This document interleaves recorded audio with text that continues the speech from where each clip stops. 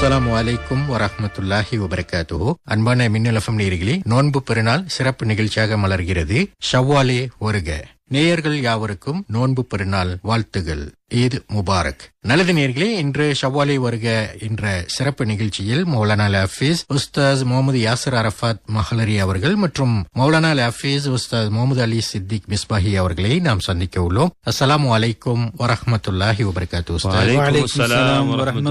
வபரகாத்துஹு. ஈத் முபாரக். நோன்பு பெருநாள் வாழ்த்துக்கள். உங்களுக்கும் நேயர்களுக்கும் மனமார்ந்த ஈது பெருநாள் நல்வாழ்த்துக்கள். அனைவருக்கும் பெருநாள் நல்வாழ்த்துக்கள். மாஷா அல்லாஹ். ஒரு மாத காலம் நோன்பு முடிஞ்சதே தெரியல. இன்னைக்கு ஷவ்வால் பிறை 1, நோன்பு பெருநாள் இரவு. இந்த இரவு பெரும்பாலும் பார்த்தீங்கன்னா மக்கள் மிகவும் சந்தோஷமாக ஆரவாரத்துல ஒரு மகிழ்ச்சியான தருணத்துல இருப்பாங்க. அந்த மாதிரியான ஒரு தருணத்துல சில விஷயங்களை மறந்து இருப்பாங்க. அந்த பெருநாளுடைய அந்த சந்தோஷத்துல இந்த இரவை நாம எப்படி நன்மையான முறையில கழிக்கிறதுக்கு இஸ்லாம் வழிகாட்டி இருக்கு. அதை பற்றி நேயர்களோடு பகிர்ந்து கொள்ளுங்க. அன்பான நேயர்களே, இந்த பெருநாள் தின சந்தோஷத்தில் குதூகுலித்து மகிழ்ச்சியோடு இருக்கிற இந்த நேரத்தில் நான் உங்களை சந்திப்பதில் மிக்க மகிழ்ச்சி அடைகிறேன். இந்த நாள் இருக்கிறதே, இத்தனை நாட்களாக வேலை செய்து அதனுடைய கூலியை பெறக்கூடிய இறைவனிடத்திலே, அல்லாஹுவிடத்திலே நாம் செய்ததினுடைய இபாதத்தினுடைய ஒட்டுமொத்த கூலியும் பெறக்கூடிய நாள். அந்த நாளில் சந்தோஷத்தையும் மகிழ்ச்சியும் வெளிப்படுத்துவதுடனே நாம் செய்ததனுடைய இபாதத் அல்லாஹுவிடத்தில் அங்கீகாரம் பெற வேண்டும், கபூலியத்தை ஏற்றுக்கொள்ளப்பட வேண்டும் என்பதுதான்.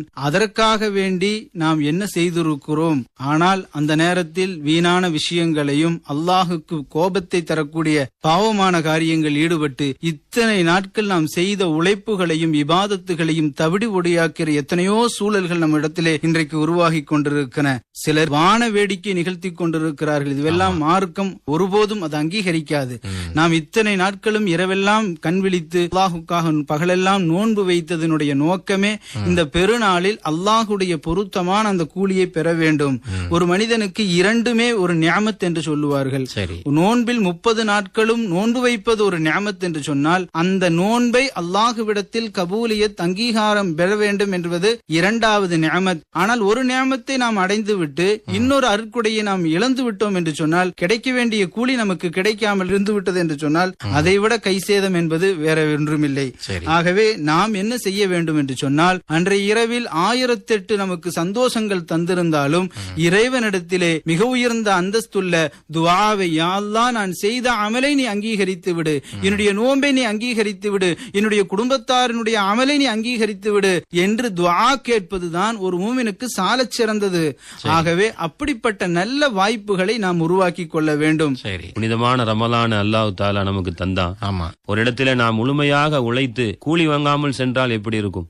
நபிகள் நாயகம் ஸல்லல்லாஹு அலைஹி வஸல்லம் சொன்னார்கள், இந்த உம்மத்திற்கு பாக்கியமான இரவுகள் லைலத்துல் கத்ர் இரவு போன்று, அரஃபாவுடைய இரவு போன்று, மேராஜுடைய இரவு போன்று, நிஸ்ப ஷாபானுடைய இரவு போன்று 2 பெருநாள்களுடைய இரவு. அந்த இரவிலே வலி துக்மிலுல் இத்தத வலி துகப்பிருல்லாஹ், அல்லாஹ் குர்ஆன் ஷரீஃபிலே சொல்கிறான், அந்த மாதத்தை நீங்கள் பரிபூர்ணம் அடைந்ததற்கு அல்லாஹுவை நீங்கள் புகழ்ந்து தக்பீர் சொல்லி அதை நீங்கள் சிறப்புப்படுத்துங்கள், அல்லாஹுடைய நினைவிலேயே கழிக்க வேண்டும் என்று அல்லாஹ் ரப்பல் ஆலமீன் சொல்கிறான். சரி, அப்ப அற்புதமான இரவு. அந்த இரவிலே நாம் இவ்வளவு நாளும் நாம் நோன்பு வைத்தோம், இவ்வளவு நாம் தொழுதோம், இன்றைக்கு ரெஸ்ட் என்று நாம் விட்டு விடுகிறோம். ஒரே ஒரு இரவு, அந்த இரவுல நாம நின்னுட்டு, யா அல்லாஹ், என்னுடைய துஆவை நீ அங்கீகரித்திடு, இவ்வளவு நாள் செய்த அமல்களுக்கு நீ கூலியை தா, நோன்பிற்கு அல்லாவே கூலி என்று சொல்லி இருக்கிறான். அந்த கூலிக்கான முழுமையான நன்மையை நாம் பெற வேண்டும் அல்லவா? அப்ப எவ்வளவு பெரிய உன்னதமான ஒரு இரவு. அந்த இரவை நாம் விட்டுவிடக் கூடாது. இரவுல அதிகமாக தக்பீர் சொல்லணும். அல்லாஹு அக்பர், அல்லாஹு அக்பர், லா இலாஹா இல்லல்லாஹ், வல்லாஹு அக்பர், அல்லாஹு அக்பர் வலில்லாஹில் ஹம்து. நபிகள் நாயகம் ஸல்லல்லாஹு அலைஹி வஸல்லம் தக்பீரை குறித்து சொன்னார்கள். பெருநாளுடைய அழகே தக்பீர் தான். இந்த தக்பீரை சொல்லும் பொழுது வானத்தினுடைய வாசல்கள் எல்லாம் திறக்கப்பட்டு நம்முடைய துஆக்கள் எல்லாம் அங்கீகரிக்கப்படுகின்றது என்று சொன்னால், அதனால்தான் சஹாபாக்கள் வருகிற பாதையிலும் போகிற பாதையிலும் தக்பீரை முழங்கிக் கொண்டே இருப்பார்கள். அது இல்லாம பெருநாள் அப்படின்னாலே இனம் புரியாத ஒரு மகிழ்ச்சி, மனதுக்குள்ள ஒரு ஆழமான ஒரு தாக்கத்தை தாக்கத்தை ஏற்படுத்தக்கூடிய ஒரு விஷயம் இந்த தக்பீர் தான். யாரா இருந்தாலும் அந்த தக்பீரை கேட்டாலே செவிமடுத்தாலே அவங்களுக்குள்ள ஒரு மனப்பூர்வமான ஒரு உணர்வை வந்து அவங்க உணர முடியும். சில பேர் கண்கள்லாம் கலங்கிரும் இல்லையா? ஏன்னா சில நேரங்களில் குடும்பத்தை விட்டு தூரத்துல இருப்பாங்க. அதனால தன்னுடைய பெற்றோர்களை, குழந்தைகளை, மனைவியை, குடும்பத்தை சென்று சந்திக்க முடியாத ஒரு சூழ்நிலை எல்லாம் இருக்கும்போது இந்த தக்பீர் அப்படின்ற அந்த வார்த்தை இருக்குல்ல, அல்லாஹ்வை புகழ்ந்து நம்ம சொல்லக்கூடிய இந்த வார்த்தைகள் மற்ற நாள்ல கூட நம்ம தக்பீர் சொன்னா கூட இந்த அளவுக்கு ஒரு மகிழ்ச்சியோ மனத்துல ஒரு தாக்கத்தையோ ஏற்படுத்தாது. அந்த அளவுக்கு அந்த தக்பீருக்கு ஒரு சிறப்பு அல்லாஹ் வழங்கியிருக்கிறார். உண்மையிலேயே, ஏனென்றால் நீங்க சொன்னீங்கல்ல, கண்களிலிருந்து கண்ணீர் வடியும். ஆமா. ஏனென்று சொன்னால் அந்த நோன்பு, அல்லாஹ் நோன்பை கடமையாக்கியதுக்கு பின்பாக அல்லாஹ் சொன்னால் லஅல்லக்கும் தத்தகூன், நீங்கள் தக்குவா உடையவர்களாக ஆக வேண்டும் என்பதற்காக நோன்பை கடமையாக்கி இருக்கிறோம் அப்படின்னு அல்லாஹ் சொல்றான். அந்த நோன்பு முடிஞ்ச உடனே நம்முடைய கல்பெல்லாம் கொஞ்சம் இலகி போய் இருக்கும். அப்ப அல்லாஹின் பக்கம் நம்முடைய நாவுகள் எல்லாம் தக்பீர் சொல்வதற்கு எத்தனிக்கும் என்பதை நாம் பார்க்கிறோம். அப்ப அந்த தக்பீரை கொண்டு நாம் அந்த இரவுகளை அதிகமாக நாம் அந்த ஹுத்பா முடிகிற வரையிலும் அந்த தக்பீரை கொண்டு அந்த பெருநாளை அலங்கரிக்க வேண்டும். இது முதல் விஷயம். சரி. தக்பீர் என்று சொன்னாலே அல்லாஹுவை புகழ்வது, அவனை திருப்திப்படுத்துவது. நாம் அவனை திருப்திப்படுத்தி அவனை புகழ்வதற்கு என்பது ஒரு அளவுகோல் என்பது கிடையாது. இந்த தக்பீர் சொல்வதின் மூலமாக நிறம், இனம் வேறுபாடு, நாம் அனைவரும் ஒரே குலத்து மக்கள், தீன் என்ற ஒரு கொடியின் கீழ் ஒட்டுமொத்த சமுதாயத்தும் தக்பீர் என்ற முழக்கம் விண்ணை முட்டும் வரை உயர்த்தி கொண்டே போய்கொண்டே இருக்கும். ஆகவே நாம் ஒரு சமுதாயத்தின் மக்களாக அந்த நேரத்திலும் கூட இஸ்லாம் நம்மை ஒன்றிணைத்திருக்கிறது.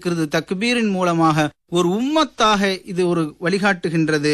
கோடீஸ்வரன் முதல் பரம ஏழை வரை அத்துணை பேர்கள் நாவிலும் அந்த வரக்கூடிய ஒரு அற்புதமான வார்த்தை என்று சொன்னால் அல்லாஹு அக்பர் என்று சொல்லக்கூடிய மிக உயர்ந்தமான இந்த தக்பீர். இந்த தக்பீரை சொல்ல சொல்ல நம்முடைய மனதுகளில் ஆழ்மனது வரை அப்படியே ஒரு புத்துணர்ச்சியும் குதூகூலமும், நம்முடைய நாடி நரம்புகள் எல்லாம் சிலிர்த்து போய் இருக்கிறது என்று சொன்னால் அது மிகையான வார்த்தை அல்ல.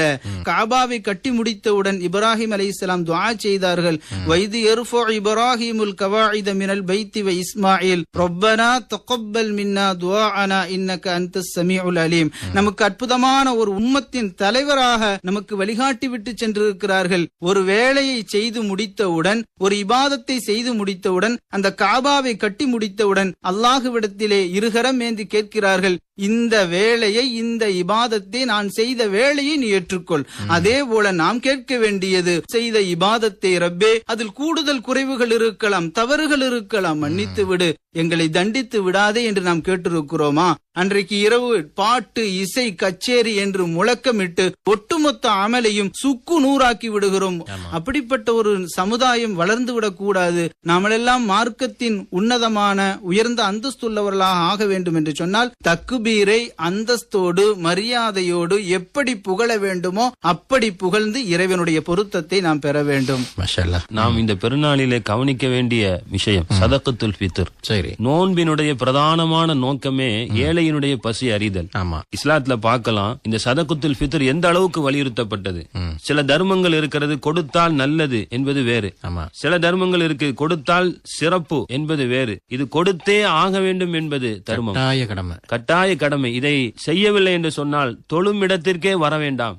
நம்முடைய அமல்கள் கூட வானத்திற்கும் பூமிக்கும் மத்தியில் தொங்கிக் கொண்டு இருக்கும் என்று சொன்னார்கள் சதகத்துல் ஃபித்ர். அதை காலதாமதம் செய்யக்கூடாது.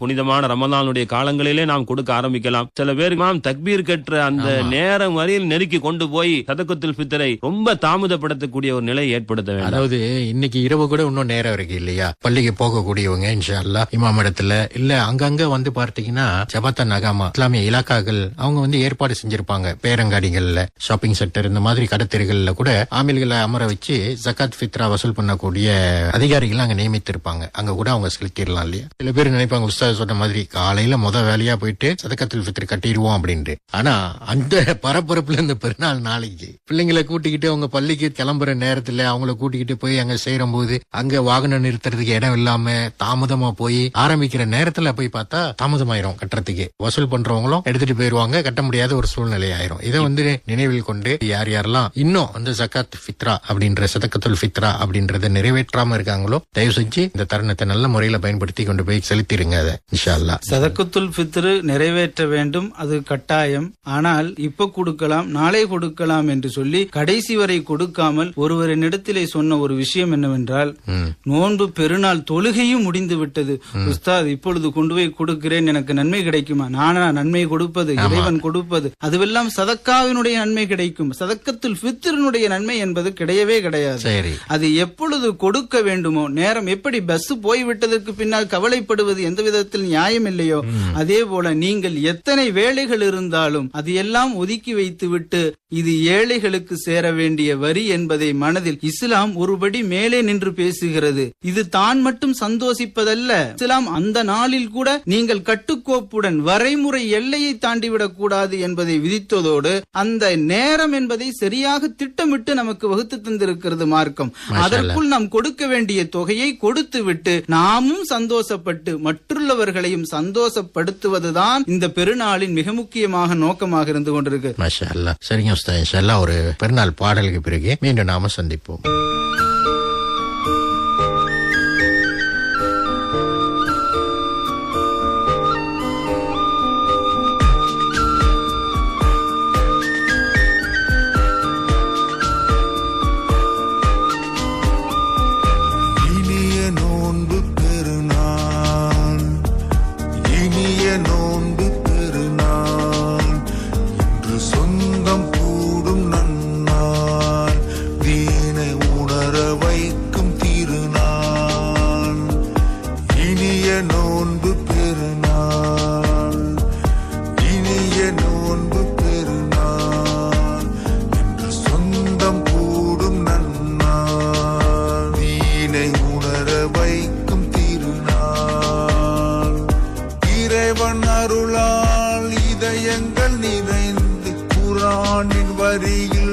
கவலைகள் மறந்து உற்றார் உறவினர் ஒன்று கூடும் இன்ப திருநாள் நம் நோன்பு பெருநாள், நம் நோன்பு பெருநாள், நம் நோன்பு பெருநாள், இனிய நோன்பு பெருநாள்.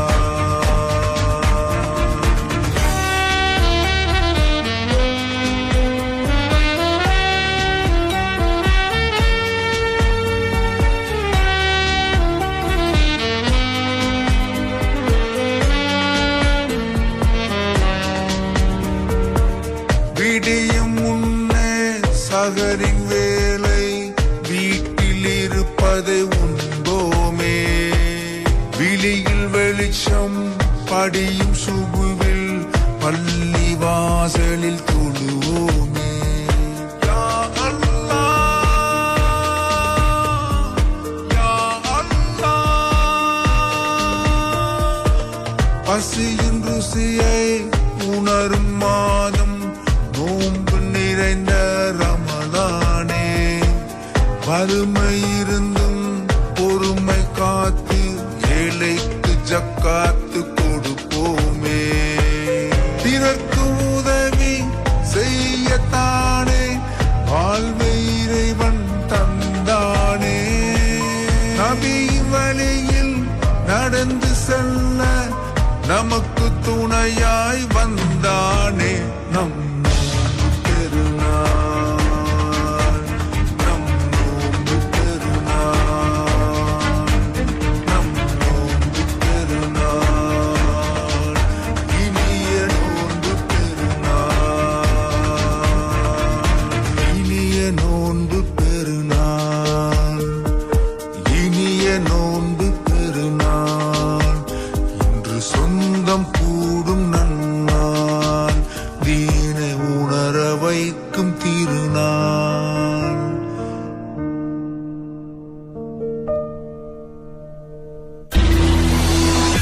இந்த நோன்பு பெருநாள முஸ்லிம் அன்பர்களோட சேர்ந்து நாம எல்லாரும் மகிழ்ச்சியாகவும் ஒற்றுமையாகவும் கொண்டாடுவோம். அனைவருக்கும் இனிய நோன்பு பெருநாள் வாழ்த்துக்கள். நான் ரோஹிணி சுப்பிரமணியம். அஸ்ஸலாமு அலைக்கும் வரஹ்மத்துல்லாஹி தஆலா வபரகாத்துஹு.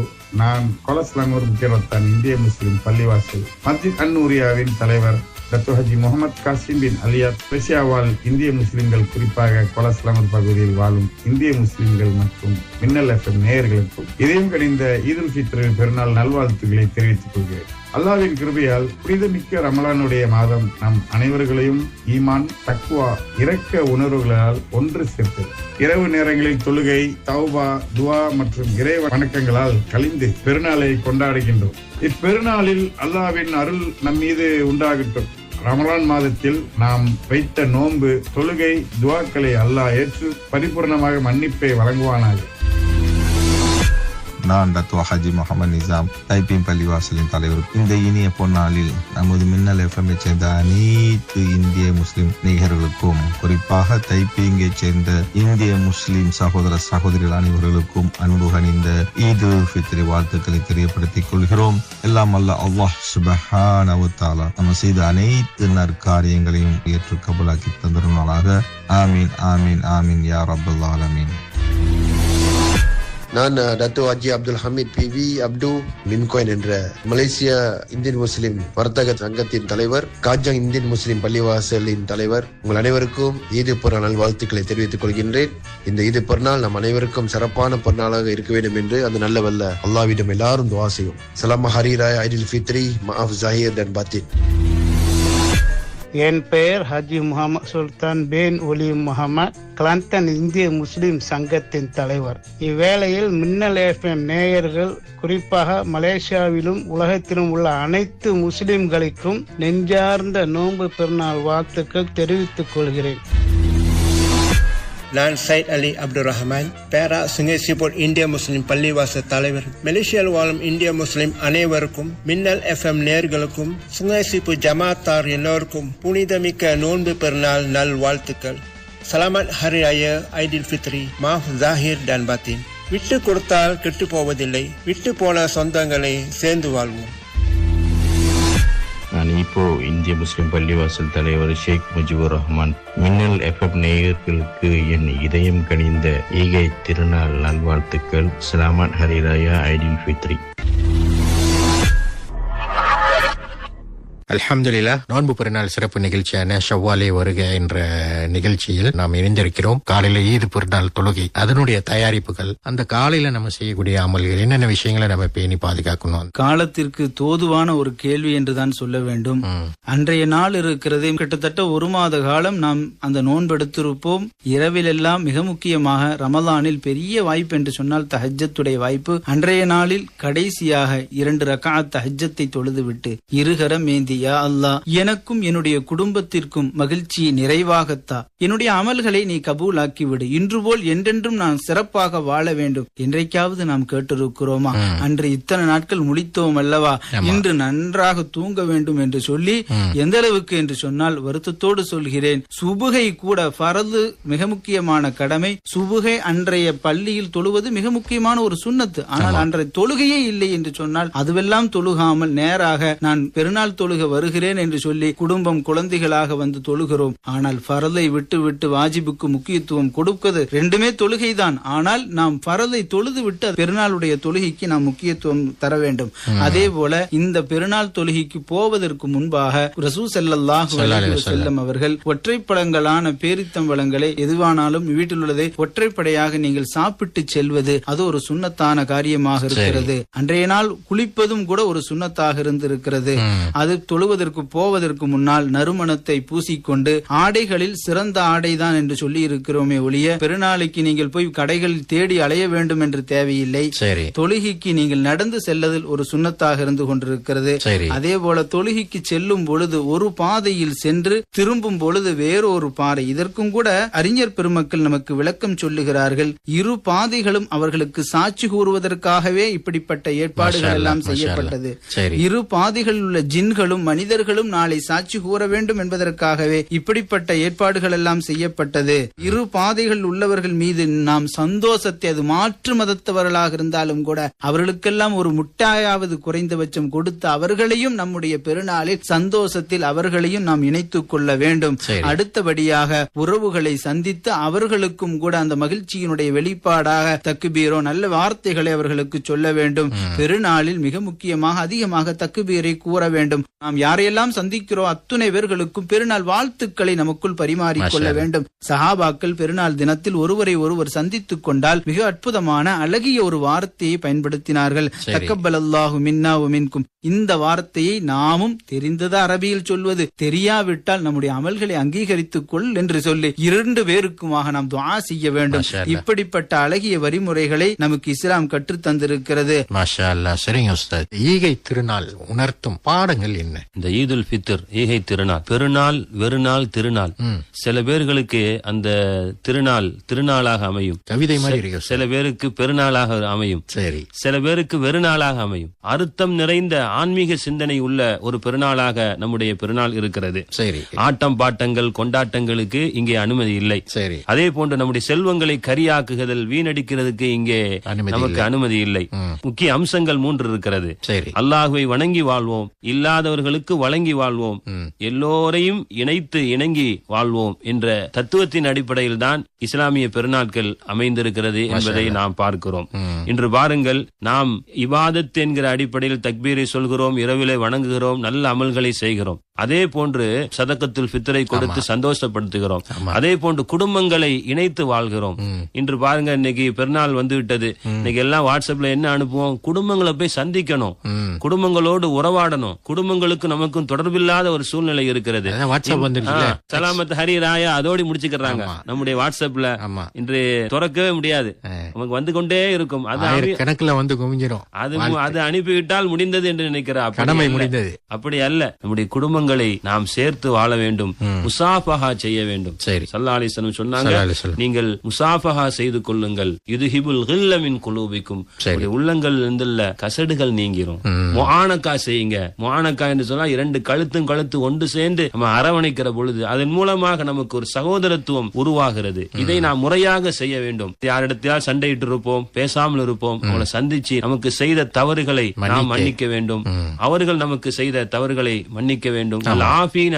சொர்க்கவாதிகளுடைய பண்பை அல்லாஹ் என்ன சொல்றான்? அல்லதீன யுன்ஃபிகூன ஃபிஸ் ஸர்ராயி வல்லர்ராயி, கஷ்டத்திலும் நஷ்டத்திலும் செலவு செய்வார்கள், வல் காதிமீனல் கைல, கோபத்தை அடக்கி ஆள்வார்கள், வல் ஆஃபீன அனின் நாஸ், மக்களை மன்னிப்பார்கள். அந்த மன்னிக்கிற தன்மை நமக்கு வேணும். லுக்மான் ஹக்கீம் சொன்ன மாதிரி நாம 2 விஷயத்தை நினைஞ்சிடணும், மறந்துடணும். ஒன்னு, நமக்கு யாராவது அநியாயம் செய்திருந்தால் நாம மறந்துடணும். சரி, அதே போல் நமக்கு யாருக்காவது நாம் உபகாரம் செய்தா சொல்லி காட்டக்கூடாது, அதை என்ன செய்யணும்? மறந்துடும். 2 விஷயத்தை நினைஞ்சிடணும். நம்ம தலைக்கீழ செஞ்சிட்டு இருக்கோம். இந்த பெருநாள்லயாவது நம்ம குடும்பத்தை இன்னைக்கு தாய் தந்தையர்களோடு சண்டையிட்டு இருக்கிறோம், அண்ணன் தம்பியோடு சண்டையிட்டு இருக்கிறோம், நாம் புத்தாடை அணிந்து இருக்கோம், சந்தோஷமா இருக்கிறோம் நம்ம நினைக்கிறோம், நம்முடைய உள்ளம் சந்தோஷம் இல்லை.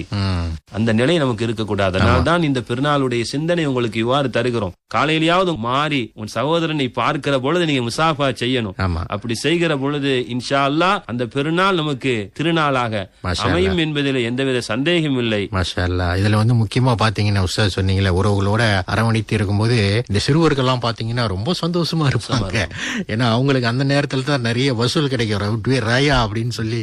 நம்மளோட மட்டும் போகல, அடுத்து வரக்கூடிய தலைமுறைகளுக்கு ஒரு நல்ல வழிகாட்டியாக அண்ணன் தம்பி உறவுகள் மற்றவர்களோட நம்ம போய் சந்திச்சு ஆற தழுவி வாழ்த்துகள் கூறி பகைமையை மறந்து மன்னித்து இப்படி ஏற்படும் போது அந்த சிறுவர்கள் நம்ம குழந்தைகள் பார்க்கிறாங்க இல்லையா, அவங்களுக்கு ஒரு நல்ல வழிகாட்டியா எதிர்காலத்துல அந்த குடும்பத்துடைய உறவு பாலத்தை இணைத்து வாழக்கூடிய ஒரு அருமையான ஒரு சூழலை ஏற்படுத்தக்கூடிய ஒரு திருநாளாக இந்த பெருநாளை நாம் அனைவரும் ஆக்கி கொள்ளணும் இல்லையா? அதே மாதிரி இன்னும் மிக முக்கியமான விஷயம், புனிதமான ரமலான்ல நிறைய நின்று வணங்கணும். ஆமா, இன்னைக்கு ரமலானுக்கு பின்னாடி தொழுகை முடிஞ்சதோடு ஈது தொழுகை முடிஞ்சதுக்கு பிறகு கூட்டம் கம்மியாயிரும்.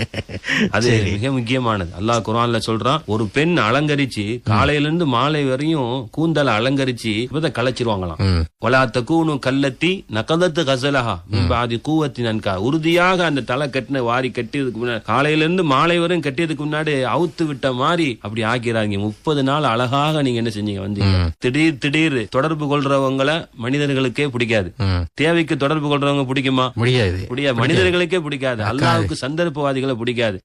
நம்ம ரமலான வணங்கல, ரப்பதான் வணங்கிருக்கோம். நம்ம ரமலானிகள் அல்ல, நாம ரப்பானிகள். அல்லாஹுவை ரப்பை நாம் வணங்கி கொண்டிருக்கிறோம். ஆகவே தொழுகை எப்பவுமே நடக்கும். மகரிபுடைய வாங்க நாம் எல்லாரும் என்ன செஞ்சு எதிர்பார்த்து புனிதமான இந்த ரமலான் இன்றைய தினம் வரையில ஏன் நோம்பு திறக்கணும். இனிமேல் மகரிபுடைய தொழுகையுடைய பாங்கு நம்மளை எதிர்பார்க்கும். ஆகவே நம்ம ரமலான்ல எப்படி வணங்கணுமோ அந்த வணக்கத்தை கூட்டுறது, அதுதான் தக்வாவுக்கான அடையாளம். கூடி இருக்கணும். குறைஞ்சிச்சுன்னு சொன்னா அவங்க தக்குவாவுல அதை சிந்தித்து பார்க்க வேண்டும். அதே போன்று ஒரு பள்ளியில எழுதி ஒட்டி இருக்குது, காணாமல் போனவர்களை கண்டுபிடித்து கொடுங்கள். யாரு? கீழே படிச்சு பார்த்தாதான் தெரியுது. ரமலான்ல கொஞ்சம் கூட்டம் எல்லாம் இருந்தது. அண்ணன் அடுத்த நாள் லொஹர்ல பார்த்தா பெருநாள் அன்னைக்கு லொஹர்ல அந்த எப்பவும் போல அந்த இமாமும் மோதினார் மட்டும் தொழுதுட்டு இருக்கிற ஒரு சூழல் தான் இன்றைக்கு உருவாகி கொண்டிருக்கு. அது பெருநாள் கூட தாமதமா சொல்றீங்க உஸ்தாத். இன்னும் சில கூட்டங்கள் இருக்கிறது. 27 கூடி லைலத்துல் கதிர் முடிஞ்சதுன்னு ஒரு கூட்டம், பெருநாள் முடிஞ்சது ஒரு, ஆக மொத்தம் பள்ளியை காலியாக்குவதில் ஒட்டுமொத்த கூட்டம் தயாராக அதற்காக வேண்டி பாடுபடுகிறது. நாம் 30 நாட்களும் உழைத்தது பல பாடங்களை கற்றுக்கொண்டு இனி வர இருக்கிற 11 மாதங்களும் இதனை செயலாற்ற வேண்டும் என்பதற்குத்தான். ஆனால் நாம் உழைத்த உழைப்பு அந்த 27 நாட்களுக்கு கூட தாக்கு பிடிக்காது என்று சொன்னால் நம்முடைய அமல்கள் எவ்வளவு பலகீனமாக இருக்கிறது என்பதை நாம் ஒரு கணம் இந்த நேரத்தில் சிந்தித்து பார்க்க வேண்டும். நம்முடைய அமல்களை சரியான முறையில் செய்வதுடனே நம்முடைய அடுத்த கட்ட பயணம் நம்முடைய ரமலானுக்கு பின்னால் வர இருக்கிற 11 மாதங்களும் எல்லா அமல்களையும் செய்வது ஒரு பாகம் இருந்தாலும் குறைந்தபட்சம் ஒரு மூமினுக்கு கடமையான 5 நேர தொழுகைகளை கூட அவரவர்கள் நேரம் கிடைத்தவுடன் தொழுது கொள்ளலாம். ஆனால் இன்றைக்கு மூமின்களுடைய விஷயம் நம்மளை பார்த்து என்ன பாய் தொழுகலையா என்று கேட்கக்கூடிய ஒரு சூழல் இன்றைக்கு உருவாகி கொண்டிருக்கிறது. ஆகவே இந்த 30 நாட்களும் நாம் செய்த பழக்கத்தினுடைய அதே வெளிப்பாடாக தொழுகாத மனிதர்கள் கூட இனி வரும் நாட்களில் தொழுகும் வாய்ப்புகளை இறைவனிடத்திலே நாம் கேட்டு அதை சரியான முறையில் பயன்படுத்திக் கொள்ள வேண்டும். ரமதான் கற்றுத்தரக்கூடிய பாடங்களில் இதுதான் மிக முக்கியமானது. இத்தனை நாளா வீட்டுல அரிசி இல்லாம இல்ல, பருப்பு இல்லாம இல்ல, எல்லா சாதனங்களும் இருந்தது. இறைவனுக்காக அத்துணையும் நாம் ஹராமாக்கி பகலெல்லாம் நோன்பு இருந்தோம்.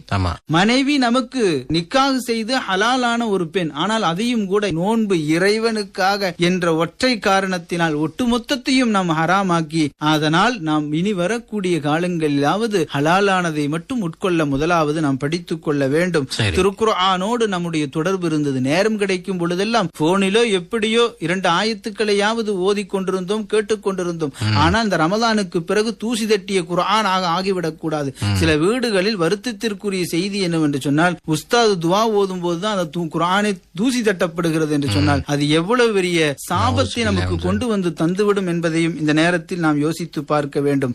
அதே போன்று ரமலானுடைய நேரங்களை எவ்வளவு வேலைகள் இருந்தாலும் சஹ்ர் செய்வதிலிருந்து நாம் நோன்பு திறப்பதிலிருந்து தராவி தொழு ஒட்டு மொத்தமாக அதை பஞ்சுவாலிட்டியாக சரியான நேரத்தில் சரியா தக்கதாவாறு முறையில் நாம் செய்திருந்தோம். ஆனால் இனி வரும் காலத்தில் குறைந்தபட்சம் எதையாவது நல்ல அமல்களை நம் காலமெல்லாம் செய்து அல்லாஹுக்கு பொருத்தமான நல்லடியார்களாக ஆக வேண்டும். அல்லாஹ் அப்படிப்பட்ட நல்ல வாய்ப்பை நம் அத்துணை பேர்களுக்கும் தந்தருள் புரிவான். மாஷா அல்லாஹ். சரிங்க சார், மிகவும் சிறப்பான முறையில ஷவ்வாலே வருகை என்ற நோன்பு பெருநாள் சிறப்பு நிகழ்ச்சியில அருமையான பல செய்திகளை நினைவூட்டும் வகையில வழங்கி இருந்தீங்க. அல்ஹம்துலில்லாஹ். இன்ஷா அல்லாஹ் மீண்டும் சந்திப்போம். மீண்டும் தாங்கள் இருவருக்கும் நோன்பு பெருநாள் வாழ்த்துக்கள். ஈத் முபாரக். அஸ்ஸலாமு அலைக்கும் வரஹ்மத்துல்லாஹி வபரகாத்துஹு. வலைக்கும் ஸலாம் வரஹ்மத்துல்லாஹி வபரகாத்துஹு. அல்லாஹு அக்பர், அல்லாஹு அக்பர், லா இலாஹ இல்லல்லாஹ், வல்லாஹு அக்பர், அல்லாஹு அக்பர், வலில்லாஹில் ஹம்த். ஈத் முபாரக். நோன்பு பெருநாள் நல்வாழ்த்துக்கள். மாஷா அல்லாஹ். நல்லது நேயர்களே, நோன்பு பெருநாள் சிறப்பு நிகழ்ச்சியான ஷவ்வாலே வருகை எனும் நிகழ்ச்சியில் இன்று நம்மோடு மௌலானா ஹஃபீஸ் உஸ்தாத் முகமது அலி சித்திக் மிஸ்பாஹி இவர்கள் சுங்கைசிப்போட் இந்திய முஸ்லிம் பள்ளிவாசலின் இமாம் அவர்கள் மற்றும் இப்போ இந்திய முஸ்லிம் பள்ளிவாசலின் இமாம் அவர்கள் மௌலானா ஹஃபீஸ் உஸ்தாத் முகமது யாசர் அரஃபாத் மஹ்லரி அவர்கள் இன்று நமது நோன்பு பெருநாள் சிறப்பு நிகழ்ச்சியான ஷவ்வாலே வருகை எனும் நிகழ்ச்சியில் பங்கேற்றார்கள். மீண்டும் நேயர்கள் யாவருக்கும் நோன்பு பெருநாள் வாழ்த்துக்களை கூறி உங்களிடமிருந்து விடைபெறுகின்றேன். அஸ்ஸலாமு அலைக்கும் வரஹ்மத்துல்லாஹி வபரகாத்துஹு. தயாரிப்பு அப்துல் கனி. பெர்ஞாரான் ஜாக்கிம்.